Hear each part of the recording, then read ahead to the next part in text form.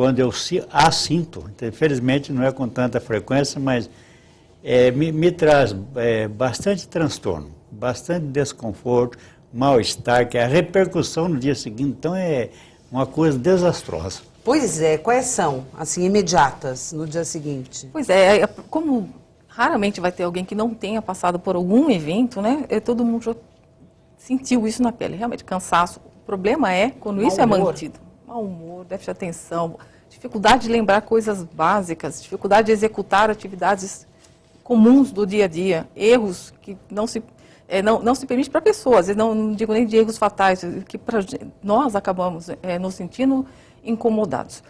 O fato de não executar as tarefas diárias por conta de uma noite de sono ruim já perpetua um novo episódio, porque essa pessoa já vai dormir preocupada, sabendo que vai ter que executar novamente as mesmas, ou os desdobramentos do que houve durante aquele dia, por uma falta de paciência que não havia necessidade nenhuma, e aí vai se realmente alimentando o ciclo vicioso. Eu acho que voltando àquela necessidade da essencialidade do sono, lembrando apenas que insônia não é somente a sensação de não dormir ou não dormir, também, o Dr. Marcelo colocou muito bem, mas existe o despertar precoce e coisa que o paciente ou o indivíduo raramente leva ao consultório. Leva, até como a queixa principal, eu não durmo. Mas às vezes nós temos que perguntar qual é a sua sensação de sono, de qualidade de sono, qual é a sua sensação ao despertar. Que já elimina talvez grande percentual de pacientes que tem, justamente, são os dormidores. Pois tem aquele que dorme menos e não se sente mal. Tem aquele que pode dormir 10 horas e que vai continuar tendo uma sensação de sono. Mas a gente volta a falar sobre isso daqui a pouco no próximo bloco.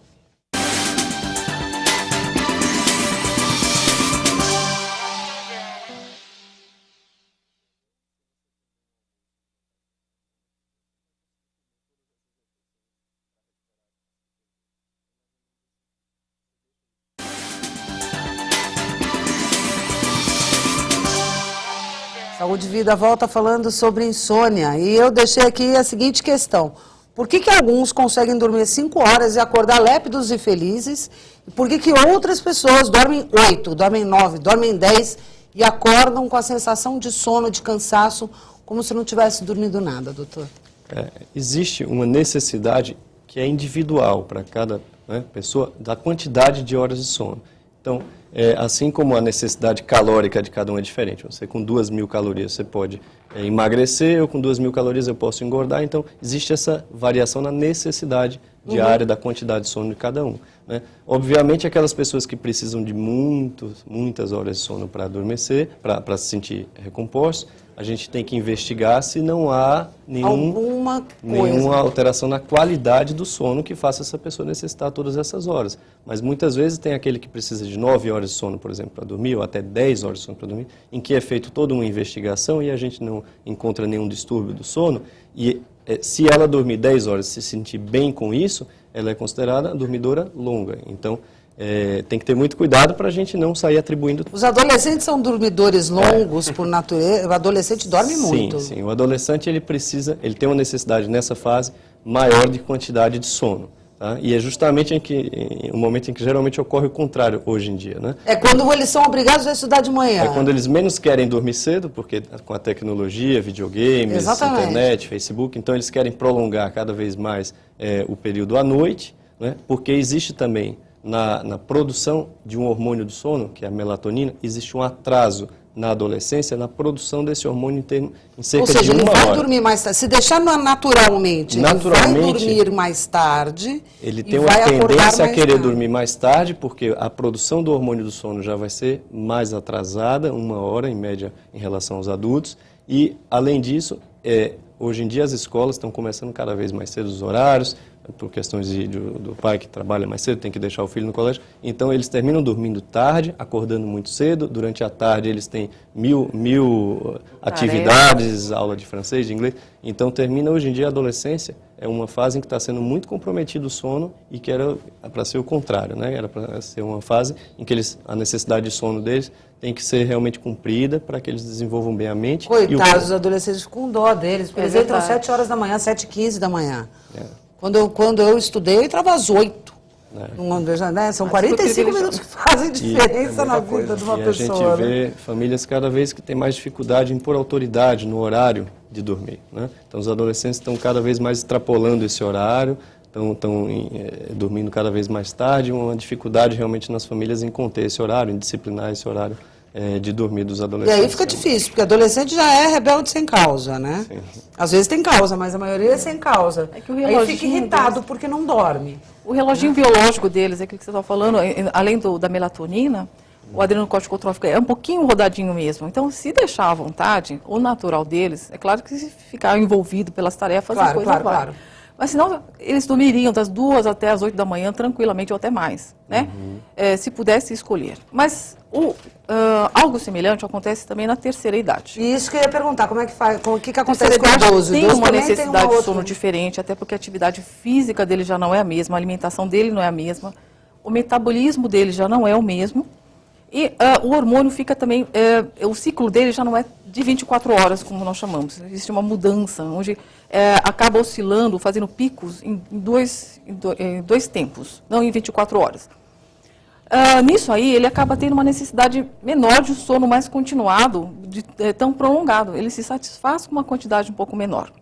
Ocorre que, a exemplo do que o Dr. Marcelo falou, de um adolescente, o idoso às vezes é levado no consultório pelo parente, dizendo, meu pai está com distúrbio de comportamento, minha mãe, e tem insônia. Na verdade, o que acontece? Ele alimenta-se cedo, naquele horáriozinho da novela que é habitual, diminui a luz, ele faz o cochilo dele, das 7... ele vai dormindo picadinho. Das 7 às 11 da noite. Dorme. O que acontece? Aí, de repente, ele já fez umas 4 horinhas de sono, e aí realmente tem prejuízo do sono noturno. Então, na verdade, às vezes não é insônia propriamente dita, é o que nós chamamos de má higiene do sono. Então, assim, atividades inadequadas, rotinas inadequadas, que nós temos que resgatar através de orientação e que é muito mais saudável do que orientar uma medicação. Então, às vezes o idoso só precisa a família como um todo, né? Uma reorientação em termos de atividades diurnas ou de horários, do quanto deixar ele exposto à atividade luminosa, tanto durante o dia como até um pouco mais no final da noite, no início da noite, no final da tarde. Fazer alimentações talvez assim um pouco mais, o que ele fazia anteriormente, não tão precoces, não jantar às 6 horas, não que não possa, mas aí que às vezes o organismo dele já entende como, opa, já estou alimentado, já estou tranquilão, só que ele dorme muito cedo e acorda fatalmente de madrugada, ou quando a família quer dormir. E é interpretado às vezes inadequadamente como tendo um distúrbio de comportamento, né? Coitado. Coitado, ele só está dormindo de picada, o deputado está dando risada aqui, porque acontece mesmo, né, deputado? Acontece, né? É natural isso aí, né? A gente sente necessidade. Eu, por exemplo, às vezes eu não consigo assistir o Jornal Nacional. Que dá aquela cochilada. Dá uma cochilada. Durmo gostoso, depois vou para a cama e não consigo dormir. Tão gostoso como eu estava dormindo assistindo o Jornal Nacional.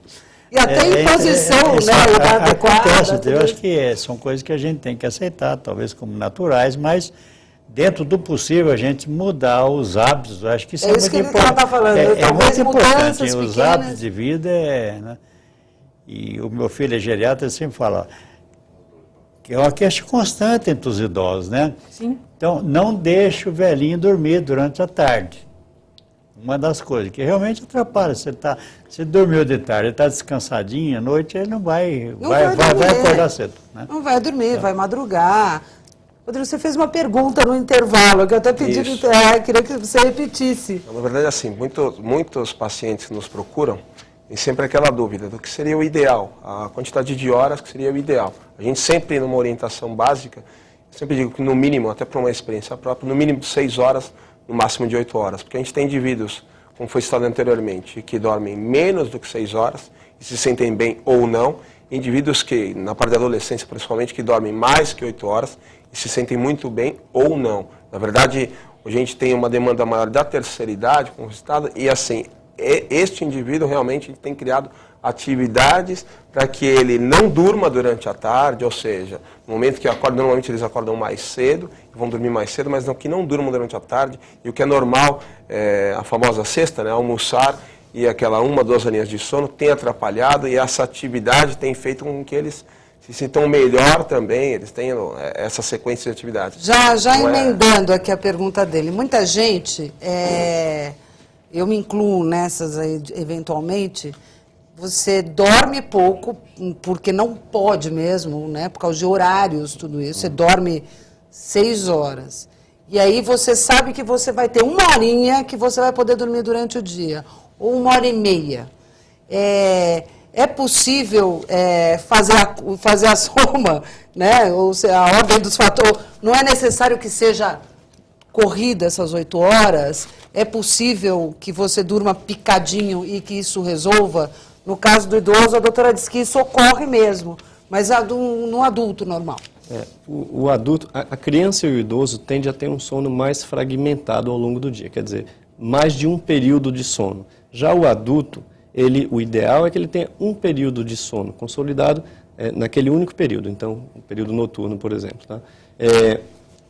Por alguma impossibilidade, hoje as pessoas chegam tarde do trabalho, chegam em casa meia-noite, ainda vai jantar às vezes, e tem que acordar às 6 horas da manhã. Então, existe durante a semana a tendência a ter menor quantidade de sono. Não, mas às vezes ela sabe que entre 5 e 6 ela consegue dar aquela dormidinha, ou depois do almoço. Então, isso eu diria o seguinte, quem não tem insônia, isso é algo que pode ser realizado para compensar aquela impossibilidade pelo trabalho. Ela não vai pedir demissão por isso, ela pode conciliar 1 hora de sono, tá, no período após o almoço, por exemplo, e tentar manter aquele equilíbrio que eu mencionei do organismo através desse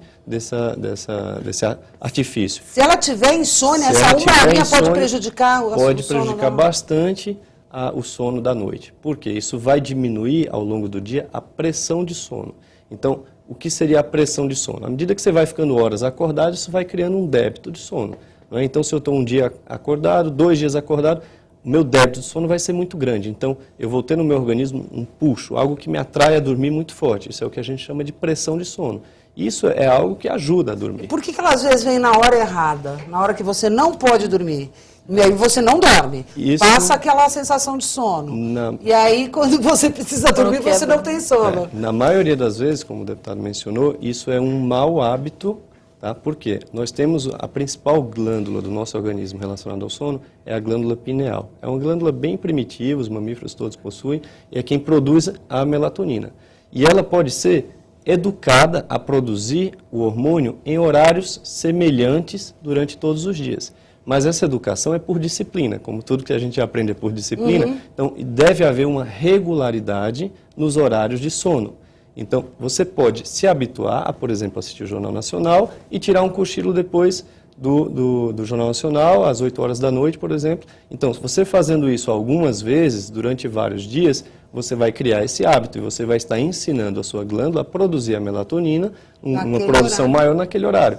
Então, a correção disso é algo difícil no início, mas que gera resultados a longo prazo. Se a gente tem horários regulares de dormir e acordar, a glândula vai produzir um pico naquele horário exato. Assim é como quem almoça um dia 3 horas da tarde, no outro dia almoça 10 horas da manhã, no outro dia não almoça, ele nunca vai saber pelo estômago que horas são. Né? E aquela pessoa que tem uma regularidade na hora do almoço, quando dá a fome, ele já sabe que horas são aquelas, meio-dia. Deputado, nós, os jornalistas e políticos, estamos literalmente ferrados nesse caso. A gente não tem hora para almoçar, não tem hora para jantar, não tem hora para dormir e não tem hora para acordar. E como médico também. E como médico também. No interior, principalmente. Mas uma coisa que eu gostaria de frisar, eu, inclusive, estou deixando de assistir futebol à noite.